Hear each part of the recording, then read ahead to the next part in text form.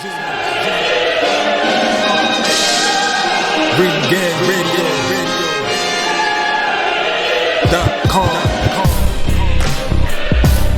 Take over. Last mission. Final boss mode. Because some of them actually have higher stakes than most. So I think we'll start with the PBC card. You know, we get to see the Benavidez brothers, in action. You know, the main event being David Benavidez. Now, David Benavidez was supposed to face Jose Uzcategui in this fight originally. Before Uzcategui wanted to be a universal soldier. Yeah, now I think days before that. Now Uzcategui obviously he needed to get basically he needed a win, like, because after he lost the Plant, he also lost to Lionel Thompson, who somehow has never fought since that. Lionel Thompson boxed the shit out of fucking Uzcategui, man. Yeah, he dropped him as well. Yeah, he dropped him and he boxed the shit out of him. Like, he won that fight, right? He won that fight. Yeah, Thompson won that fight. Did he win that fight? Yeah, I remember. But why isn't he fighting? I guess I don't know. Well, that might be some inside shit. I mean, we don't know, but Lionel Thompson hasn't fought since, and that's kind of crazy. Why? Now that sounds like some blackballing. One of you YouTube niggas go out and find the mystery about that and stop talking about Clarissa Shields. Facts, you know what I'm saying? Like, Jose didn't fight since Bud, I think. Yeah, that's a different situation. I mean, we'll definitely touch upon that. But Jose was supposed to face Benavidez, but he popped dirty for REPO. Now I'm thinking to myself, we know what EPO is. EPO is that it's that cycling shit. That's that Lance Armstrong shit. That's the shit that shit will give niggas stamina for days. Like big niggas like me can run marathons on that shit. So it's like, but REPO is slightly different. It's recumbent EPO. So I'm thinking, what the fuck is the difference? Sounds like some super soldier shit to me. Well, basically, RE is it's a man-made version of EPO. It's like which is like, so it basically it's like when you have fucking the fake testosterone and shit like that, or the man-made testosterone and shit like that. It's just like the stuff that Tarver popped dirty for. That type of stuff. So this is like the organic steroids from Whole Foods, basically. So, but then it has a use though. It's usually given for patients that have low hemoglobin, like they have cancer or anemia or chronic kidney disease. That's what it's actually supposed to be used for. Not to get through your training camp. And the funny thing is because it increases your red blood cells. Well, obviously, if too many red blood cells, you can give yourself a heart attack or a stroke. So there is a danger in using it. So now Uzcategui clearly probably needed the stamina. So he was like, man, I'm facing a big burrito eating Mexican, who sniffs coke all the fucking time. And so you already know he's already wired. What cartel bosses are you describing, bro? Like, what the you was on one.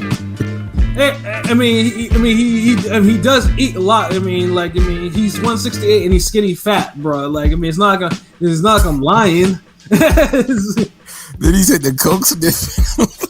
Yeah, he is coke sniffing. Yeah, but I don't know, when you just put them all together, that shit was just like, damn, like. But Benavidez kind of brought it on himself, so get the jokes off. He did, and Uzcategui was like, he popped dirty for that, and they had to pull him out. So we got Kyrone Davis, who most noticeably he got a draw against Anthony Durrell earlier this year in a fight that he could have also had won too.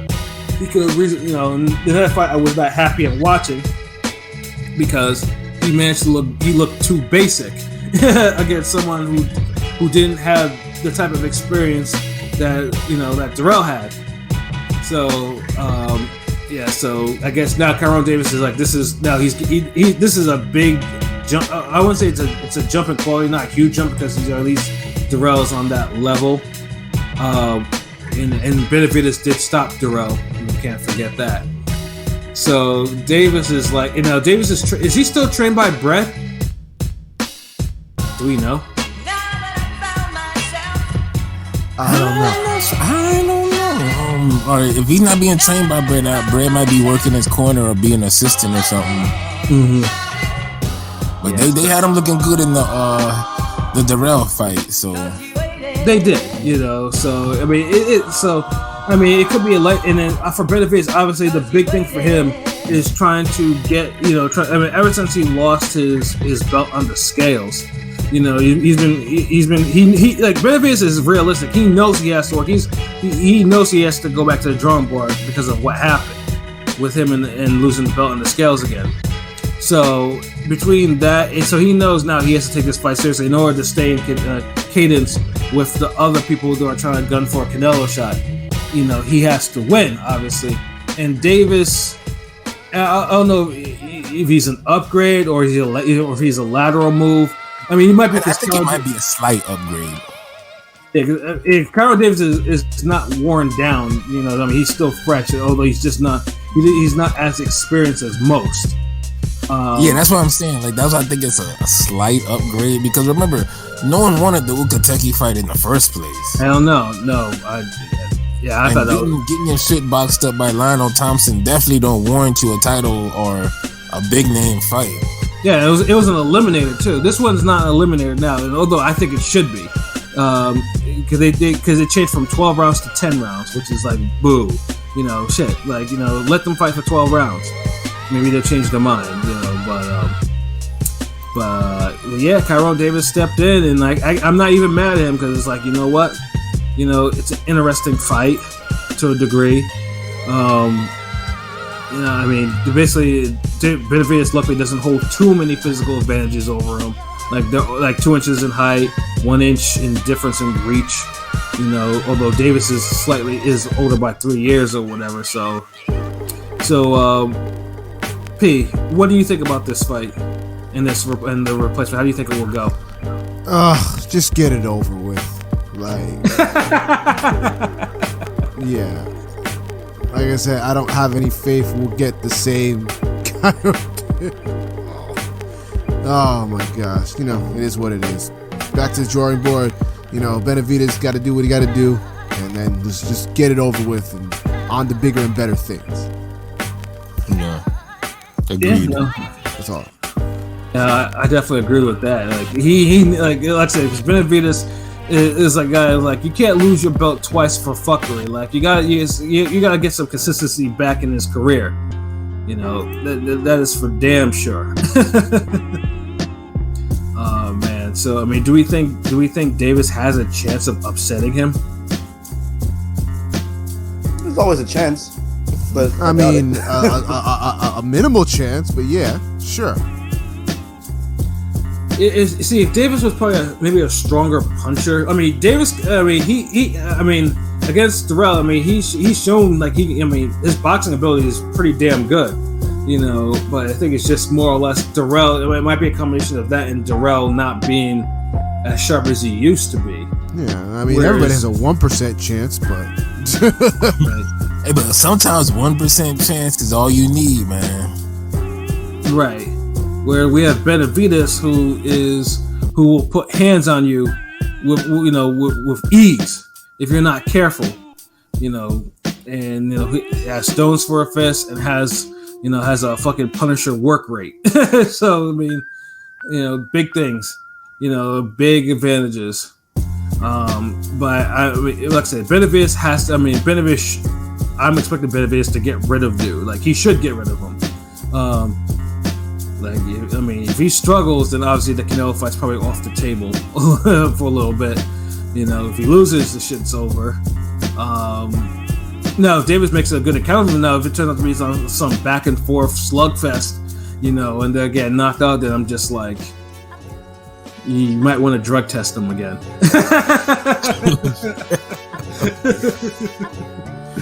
Man, these guys got to be active, man.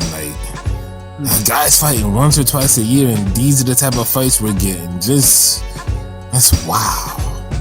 Yeah, Like, it is. I don't feel no way about this fight. Like we wouldn't even be talking about this card unless if it wasn't for you or Benavidez at least being maybe a future Canelo opponent, maybe like Right, and then the fact that his brother is just as talented, but as we all know about Jose Benavidez, you know, dude was a talent until someone rolled up on him and put a bullet in his knee, you know, which left him with a knee that's just he probably really even shouldn't be fighting like anymore. You know, his last fight was 3 years ago against Terrence Crawford, which he got sensationally knocked out in the final round for his first and only loss. You know, officially. Yeah. The So Lord knows Herrera beat Herrera. yeah. That niggas weren't giving Herrera shit that year. Yeah, no, that was a damn shame, and this is why Herrera's career went downhill, because they weren't giving him no type of decisions. Yeah, but that one to me was even worse than the Danny fight. It was. He literally was like the shit that people complained about him not winning the Garcia fight. He fixed and was actually more aggressive and really put hands on Benavidez and was beating him into the ropes. Like you can say he was boxing up Danny, but he wasn't just beating up Danny. Like Benavidez was getting legit beat up. He was, you know, and it's a shame too. But like I said, Benavidez, yeah, he was a talent too. But the bullet in his knee, I think his knees was, I think at best it's like 70%, 75%. It's something crazy, and his knee definitely played, his knee definitely played a part in the loss to Crawford. But then he hasn't fought in 3 years after that. So, and on top of that, I think by then Top Rank released him, or he asked for his release. So this is his PBC debut against Francisco Emmanuel Torres, who doesn't really have any notoriety about him at all, really. You know, he's 17-3 with 5 knockouts from Argentina. So basically, he's just going to see is, you know, can Benavidez actually handle someone like that with his 70% knee, or does he get upset again? You know, and probably get sent into retirement, because, you know, if he loses to this guy, then it's probably over. It's probably all over for him.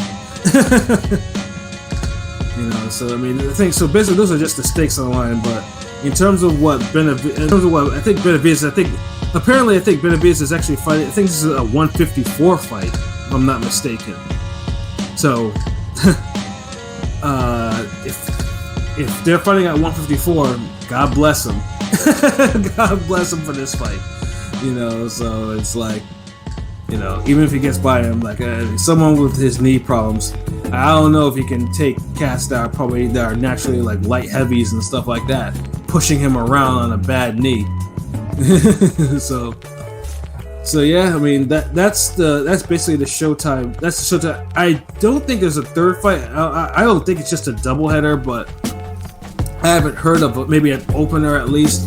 I mean, it hasn't been announced yet, but if that hasn't been announced, then probably isn't one. I haven't seen any news on one, so you know, we'll see if at least the Benavidez will show out at least, you know, in Phoenix and do what they need to do to advance their careers.